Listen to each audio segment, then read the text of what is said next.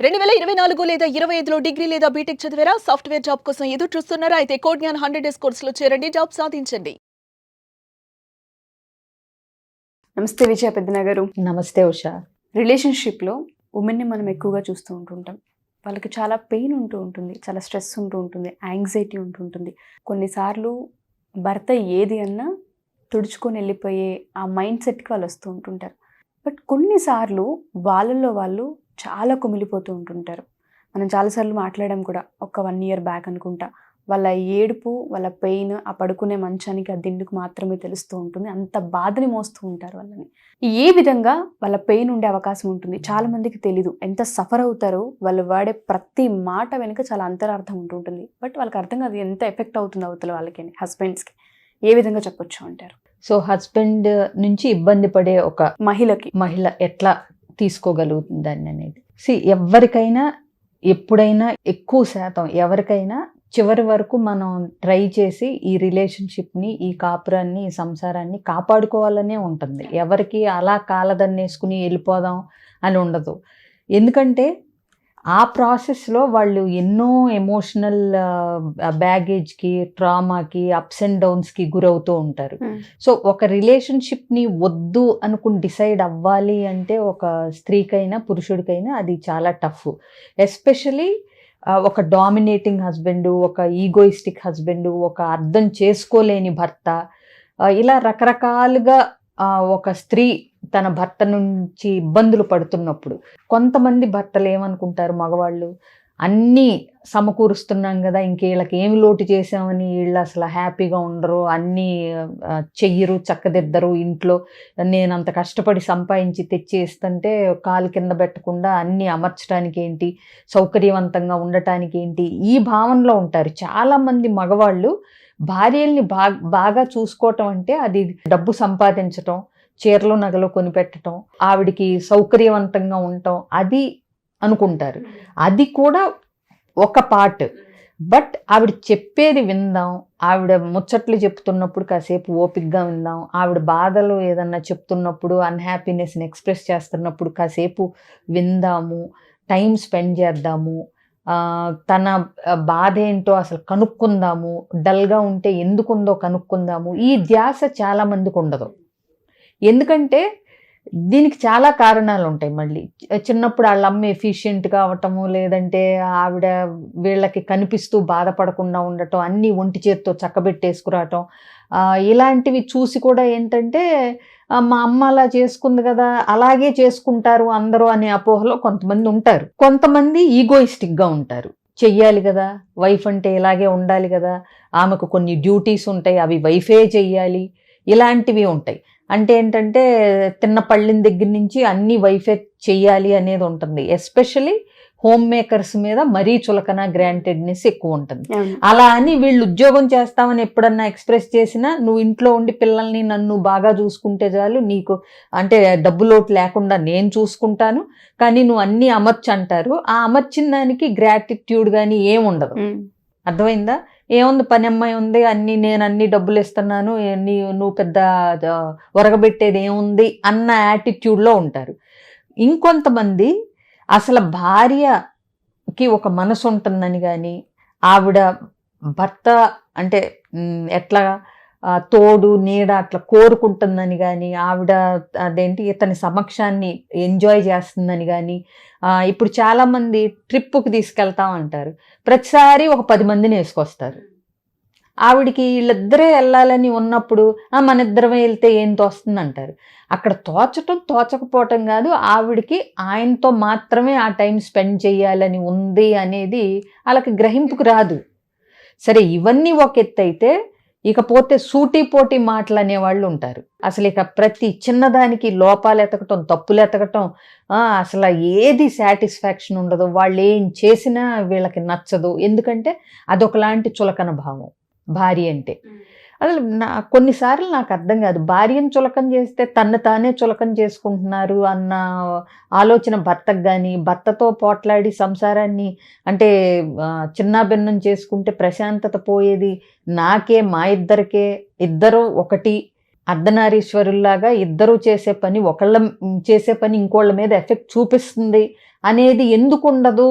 ఒక ప్రాబ్లం వచ్చినా, ఒక నచ్చకపోయినా వాటిని ఇద్దరు కలిసి ఎలా నచ్చజెప్పుకుని, ఎలా ఒకళ్ళకొకళ్ళు అర్థం చేసుకునేలాగా చెప్పుకుని ఎందుకు ట్రై చేయరు అనేది ఒక క్వశ్చన్ మార్క్. మెయిన్ రీజన్స్ ఏంటంటే ఈగో. ఎస్పెషలీ మగవాళ్ళకి తెలియకుండానే నరనరాల్లో కొంతమందికి ఈగో అనే దెయ్యం ఉంటుంది. సో అది వీళ్ళని ఇష్టం వచ్చినట్టు ఆడిస్తూ ఉంటుంది. ఆ మైకంలో వీళ్ళకి కూడా తెలియదు, ఈగో ఉందని కూడా తెలియదు. ఇలాంటి వాళ్ళు చేసే పనుల వల్ల ఒక మహిళ సంసారాన్ని కానీ తన జీవితాన్ని కానీ ఎంత నిలబెట్టుకుందాము అనుకున్నా కొన్నిసార్లు ఒక్క మాట కానీ ఒక్క చేత కానీ ఆవిడ మనసు విరిగిపోయేట్టుగా చేస్తుంది. అది భరించి భరించి భరించి ఎంతో స్ట్రాంగ్గా ఉన్న రిలేషన్షిప్ను కూడా ఆ ఒక్క మాట లేదా ఆ ఒక్క సంఘటన ఆవిడని కంప్లీట్గా, అంటే లీటర్ పాలల్లో ఒక్క చుక్క నిమ్మరసం వేస్తే విరిగిపోయినట్టు ఒక్కొక్కసారి ఒక్కొక్క సంఘటన ఒక్క సంఘటన ఆ మొత్తం జీవితాన్ని రిలేషన్షిప్ని కూడా చిన్న భిన్నం చేసే అవకాశాలు ఉంటాయి.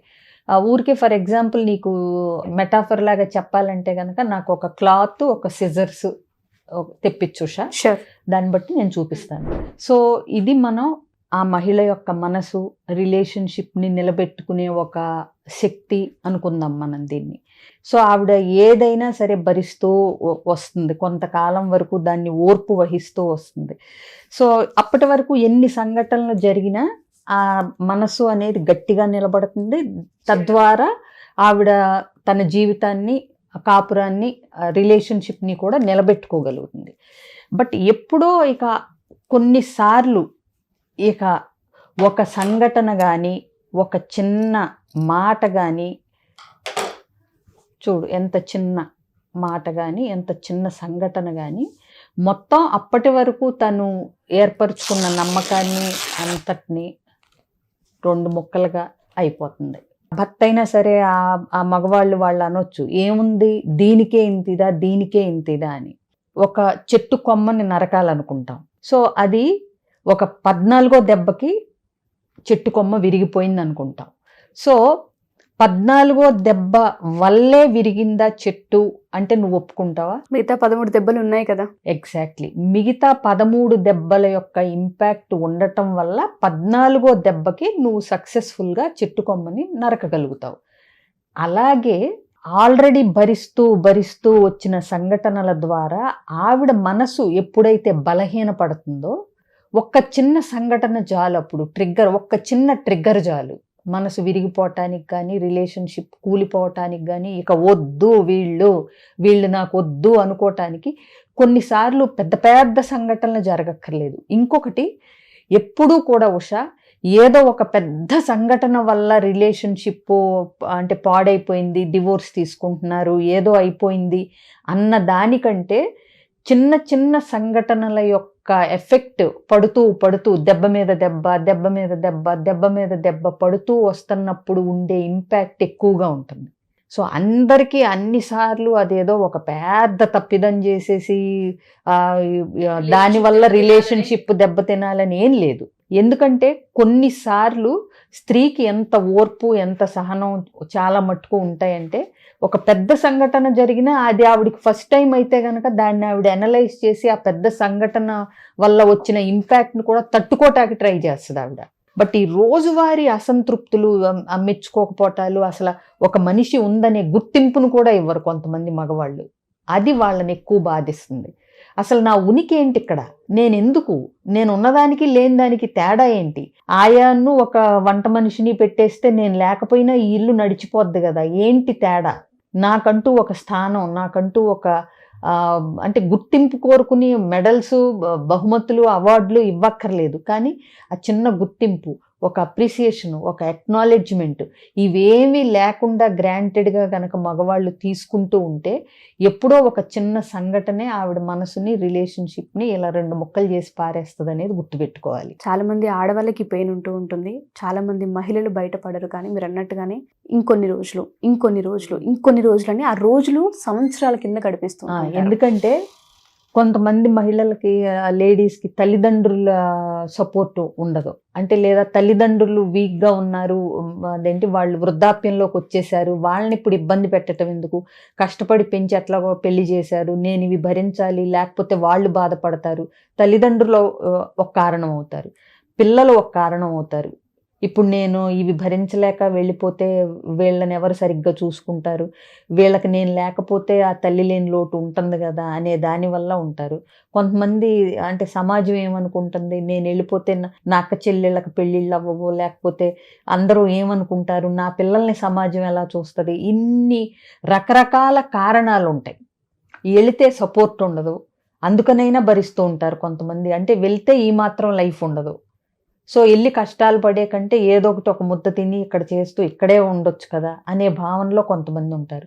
ఈ వీక్నెస్ని ఎప్పుడైతే భర్త కనిపెడతాడో ఆ ఈగోయిస్టిక్గా ఉన్నప్పుడు ఏంటంటే నేను తప్పితే దిక్కేంటి, నువ్వు ఎక్కడికి పోతావు, ఎక్కడికి వెళ్ళి ఏం చేయగలదు ఈవిడ అనే ఒక లోకువ చులకన భావనలతో కూడా ఇట్లా తెలియక పిచ్చితనంతో ఈగోతో టార్చర్, మానసికంగా టార్చర్ పెట్టేవాళ్ళు కూడా ఉంటారు. సో ఎవరికైనా ఉమెన్కి కనుక వాళ్ళు పదే పదే ఇవే వాటికి సఫర్ అవుతూ ఉంటే, ఇబ్బంది పడుతూ ఉంటే, అటు వెళ్ళలేక ఇటు ఉండలేక మధ్యలో కనుక ఆగిపోయి జీవితాలను అలాగే నాశనం చేసుకుంటూ కనుక ఉంటే, ఎమోషనల్ సపోర్ట్ అని దాంతోపాటు మనిషి యొక్క మాట సపోర్ట్ కావాలనుకుంటూ ఉంటారు. తేలిక పడడానికి ఎవరైనా సరే వాళ్ళకి కావాలనుకుంటే కౌన్సిలింగ్ తీసుకునే అవకాశం ఉంటుంది అంటారా? తప్పకుండా ఉషా, ఇందులో 2 రకాలు ఉంటాయి.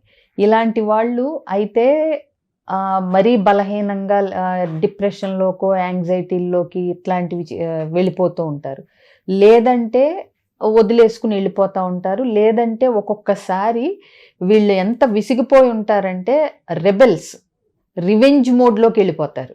సో ఏదైనా నష్టం వీళ్ళకి మొత్తం ఫ్యామిలీకి అన్నది గుర్తుపెట్టుకోవాలి. దీన్ని ప్రాపర్గా డీల్ చేయలేకపోవటం కూడా ఈ లేడీస్ వీళ్ళకి డ్రాబ్యాకే. సో ఇది మొదట్లోనే ఎట్లా గుర్తించి దానికి బౌండరీస్ సెట్ చేయకపోవటం, మొదట్లోనే కమ్యూనికేట్ చేసి ఇట్లా ఉంటే నడవదు అనేది తన అభిప్రాయాలు ఏంటో చక్కగా చెప్పలేకపోవటం, అయినా సరే వర్కౌట్ అవ్వకపోతుంటే ఎలాంటి అంటే బ్యారియర్స్ని క్రియేట్ చేసుకోవాలి, తన ఉనికిని సెల్ఫ్ రెస్పెక్ట్ని ఎలా కాపాడుకోవాలి అనేది తెలియకపోవటం వల్ల కూడా వీళ్ళు ఎంత దాకా తెచ్చుకుంటారు, ఆ చిరిగేదాకా.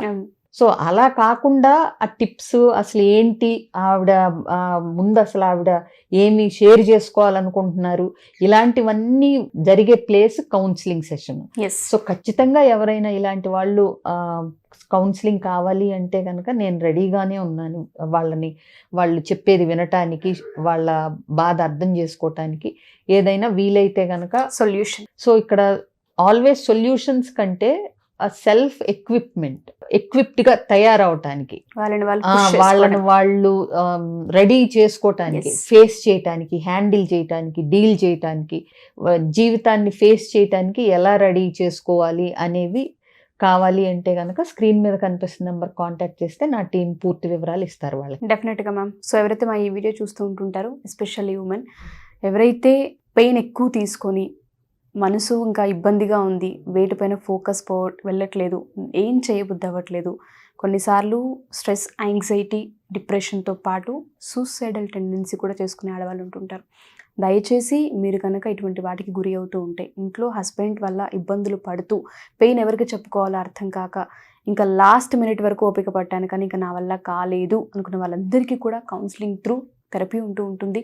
విజయ పెద్దన గారిని ఖచ్చితంగా మీరు అప్రోచ్ అవ్వచ్చు. చాలామంది డీటెయిల్స్ ఎవరికైనా వెళ్తాయేమో అనుకుంటూ ఉంటారు. మీ డీటెయిల్స్ చాలా గోప్యంగా ఉండే అవకాశం కూడా ఉంటుంది. ఎవరికైనా ఇంట్రెస్ట్ ఉండి ఒకసారి మీ పెయిన్ చెప్పి దానికి రూట్ కాజ్ కానీ లేదంటే ఒక సొల్యూషన్ కానీ తీసుకోవాలి అనుకుంటే డెఫినెట్గా అప్రోచ్ అవ్వచ్చు. కింద స్క్రోల్ అవుతున్న కాంటాక్ట్ నెంబర్ని కాంటాక్ట్ చేస్తే విజయ పెద్దన గారికి మీకు పూర్తి డీటెయిల్స్ అందిస్తారు. Thank you ma'am. Thank you so much.